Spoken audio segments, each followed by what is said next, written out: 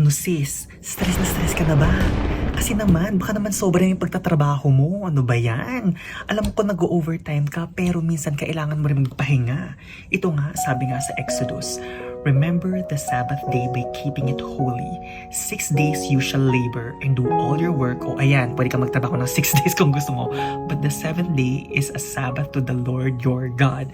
Ibig sabihin, sige, kung gusto mo talaga kumita ng sobrang daming pera sa kaka-overtime, go! Pero make sure na mag-day off ka at least once a week. And make sure na yung day off na yun, you spend it with your family. And alam mo yun, maganda rin na hopefully yung family mo, kayong lahat, di ba, makapag-attend kayo ng mass together or magdasal kayo together. Di ba, i-offer natin kay Lord. Magpasalamat tayo at humingi tayo ng tawad. Kaya Lord, tulungan niyo naman po kami ng friend ko kung nasistress na po siya, na sana naman po makapagpahinga po siya at least one day a week para kung mag-praise po kami sa inyo, para rin po maglingkod din po kami sa aming mga mahal sa buhay.